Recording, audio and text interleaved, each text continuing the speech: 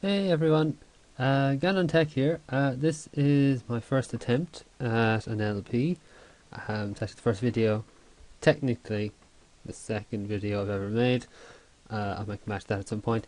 What I'm going to play is I'm going to play Shadowrun for the Super Nintendo, if it'll let me. So click load. Now you can see I have a bunch there. What I'm going to do first actually is I'm just going to show you the story. So my speed up key is for some reason very fast.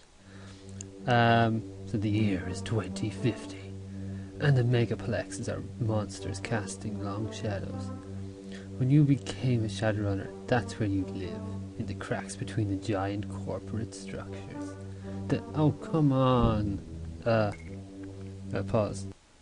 The megacorps are powerful in a time when power means... Powerful in a time when power means information. Okay. Computer information flowing in the global network called the Matrix. Yes, the Matrix. Now, the reason I'm actually getting out of here is I want to just load the Japanese version. Because the Japanese version actually has a long story that's actually more detailed and is actually better and has Japanese subtitles. So if you like Japanese and can read that, unlike me, you might like that. So here we go. Okay, so the blending of technology and human flesh began in the late 20th century. Interfacing with the human mind with computers was just the first step. Implants that jack up reflexes and cybernetic replacements followed quickly. Then came the awakening. A 3,000-year lull in the flow of mystical energies subsided, and magic returned to the world. Elves, dwarves, orcs, and trolls assumed their true form, throwing off their human guise. The decades that followed the awakening were years of turmoil, panic, and chaos, as the horsemen of the apocalypse raced across the earth. Primitive cultures that had never lost touch with their mystical past began to utilize magic against the great nations that had suppressed them for so long. The vast global telecommunications network collapsed under an assault by a mysterious computer virus. Nuclear missiles were launched, but failed to detonate. Dragons soared in the skies. Epidemics and famine ravaged the face of the earth. Clashes between newly awakened races and the rest of humanity became common. All central authority crumbled and the world began to spiral down into an abyss. But man and his kin are hardy animals. Out of the devastation and anarchy, order slowly re-emerged.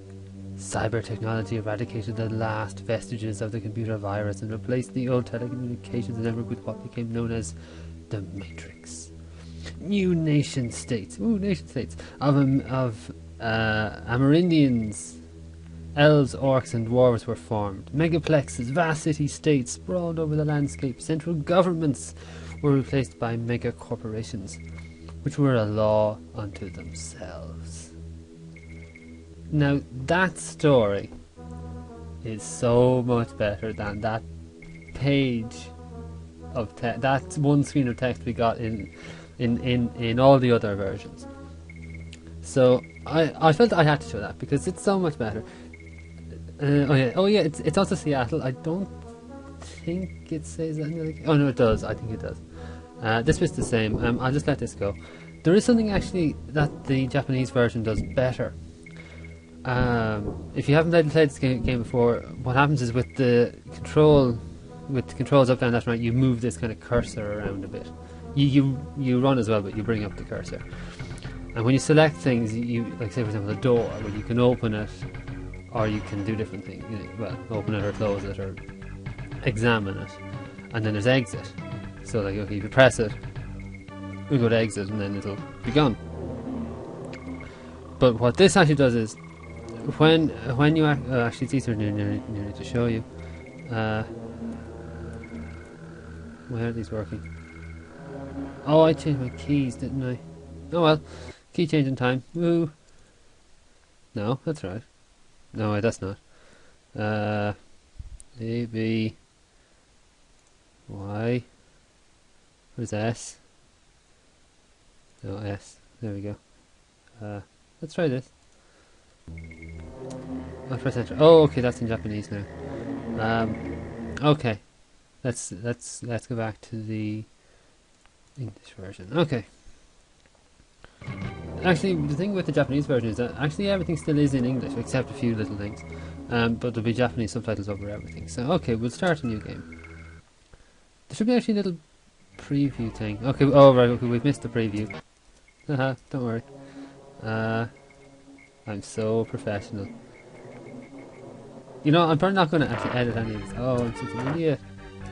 Okay. This is a little preview.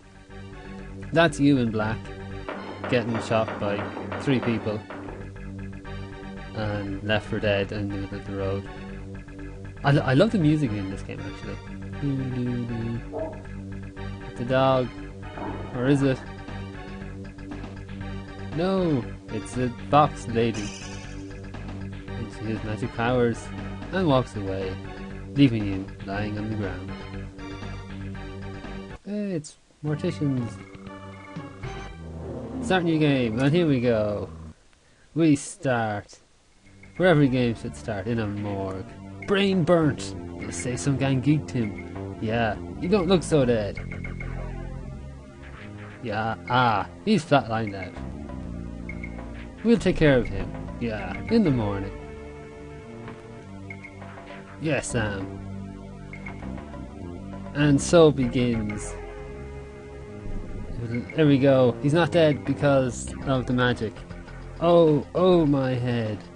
My brain feels burnt. It does indeed. Where am I? Who am I? These are questions which we will find the answers to. Now, first of all, you see that orange block in the corner? This is going to be a lot of explaining episode. That is your health bar.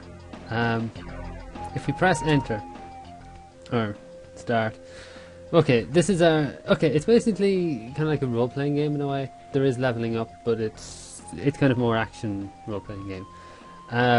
When you kill enemies and stuff, you will get things, kind of points called karma, and you spend those karma to like increase your HP, your strength, so you can carry different weapons and armor.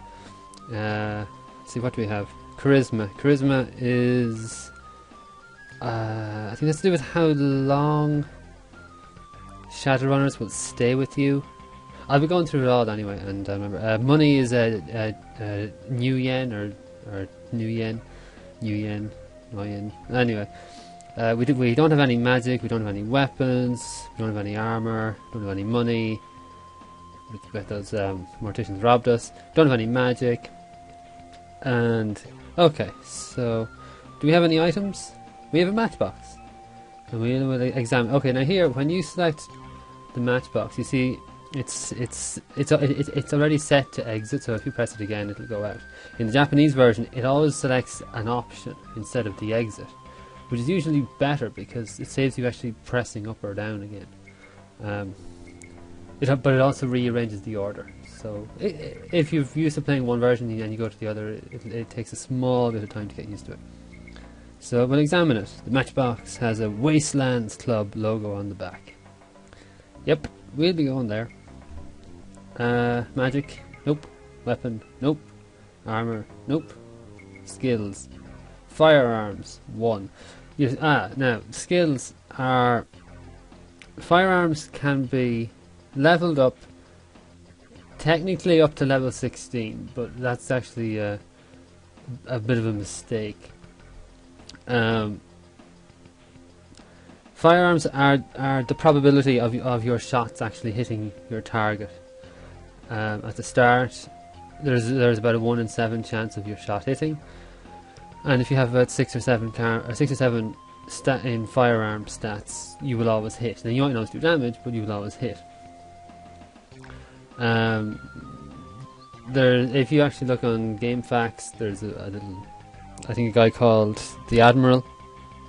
He has a great FAQ all about this, and he's done loads of kind of research into this, and it'll, equations and stuff that show that like certain weapons will have a better accuracy already, so you don't need as much in firearms to be more accurate. But rule of thumb, if you get your firearms up to 6, you're grand. Even though it can be leveled up higher, it makes no difference. Computer, that won't come into play until later, so I'm going to leave it. And we will now exit and walk around the room. So we can walk around. It's kind of isometric. I don't have a weapon yet. Do I want that button there?